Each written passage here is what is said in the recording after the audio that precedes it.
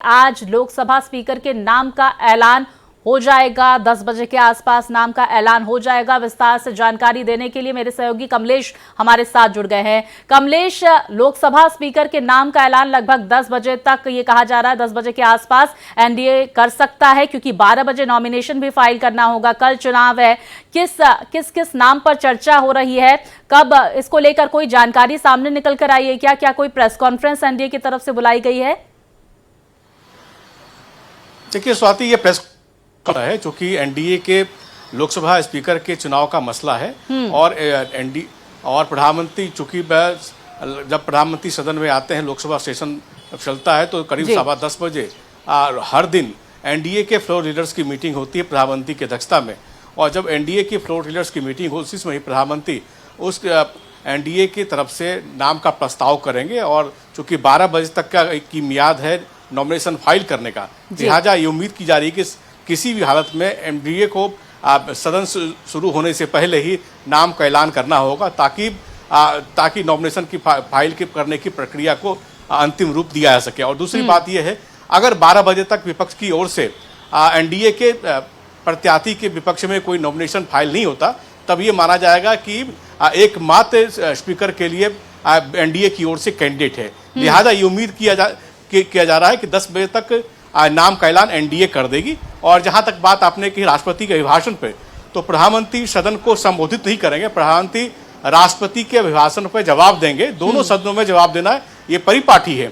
और लोकसभा में 3 तारीख को और 4 को राज्यसभा में ये राष्ट्रपति के अभिभाषण पर सरकार का मंतव्य, सरकार का जवाब देंगे। क्योंकि ये पूरी परंपरा होती है, राष्ट्रपति अभिभाषण रखती है, सरकार के कामकाज का लेखा जोखा रखती हैं, उसके बाद और अपने सरकार का एजेंडा रखती हैं। उसके बाद जो वाद विवाद होता है, यानी हर सदस्य विपक्ष के लोगों को ही बोलने का मौका मिल जाता है, समय आवंटित होता है। उसके बाद सरकार की ओर से प्रधानमंत्री जवाब देते हैं।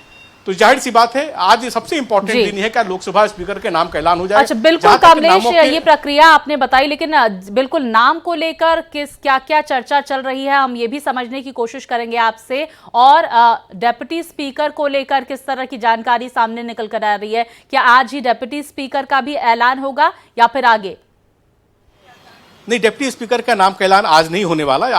आज की कार्यसूची में इस बात का उल्लेख भी नहीं है, ना तो एनडीए की ओर से कोई सूचना दी गई है। पहले स्पीकर का चुनाव हो जाएगा। चुनाव होने के बाद इस सेशन में डिप्टी स्पीकर के लिए फिलहाल कोई सरकार की तमन्ना नहीं, सरकार की कोई मंशा नहीं कि डिप्टी स्पीकर का पद का चयन भी इसी सेशन में कर लिया जाए। लेकिन जहां तक बात ने कही कि कौन कौन से नाम चर्चा में है, तो निश्चित रूप से जो प्रोटेम स्पीकर हैं भर्तृहरि महताब, उनका नाम सबसे सर्वोपरि चल रहा है। इसके अलावा जो निवर्तमान अध्यक्ष थे ओम बिरला, उनका भी नाम सर्वोपरि है। राधा मोहन सिंह चूंकि 6 बार के बीजेपी के एमपी रह चुके हैं, उनका भी नाम चल रहा है। उसके साथ साथ आंध्र प्रदेश से बीजेपी की अध्यक्षा और पहली बार बीजेपी की टिकट पर लोकसभा जीत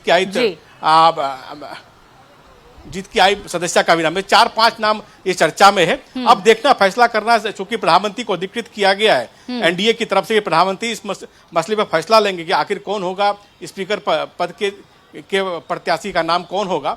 उनका चयन प्रधानमंत्री करेंगे। और ये उम्मीद की जा रही है कि जब फ्लोर लीडर्स की मीटिंग पार्लियामेंट हाउस में बुलाई जाएगी 10:15 बजे, तो उसमें प्रधानमंत्री अपनी नाम का प्रस्ताव कर देंगे। और वो वही जिस नाम का प्रस्ताव करेंगे उससे 12 बजे से पहले वो नॉमिनेशन दाखिल कर देंगे। बिल्कुल। और कमलेश, हम ये भी आपसे समझने की कोशिश करेंगे, ये पूरी प्रक्रिया अगर इंडिया गठबंधन की तरफ से भी स्पीकर पद को लेकर कोई प्रत्याशी खड़े करते हैं, उम्मीदवार खड़े करते हैं, तो आगे क्या प्रोसेस रह सकता है? क्योंकि ये कहा जा रहा था, सूत्रों के हवाले से जानकारी सामने निकल कर आ रही थी, आप भी समझते होंगे इस बात को, कि डेप्यूटी स्पीकर की पद लगातार इंडिया गठबंधन की तरफ से इस पद की मांग की जा रही है। और ऐसे में नाराजगी जब सामने निकल कर आई, तो यह कहा जा रहा है कि कांग्रेस खेमे की तरफ से स्पीकर पद को लेकर भी कोई कैंडिडेट उतारा जा सकता है। सूत्र ये जानकारी दे रहे हैं। अगर ऐसा होता है तो आगे की प्रक्रिया क्या हो सकती है?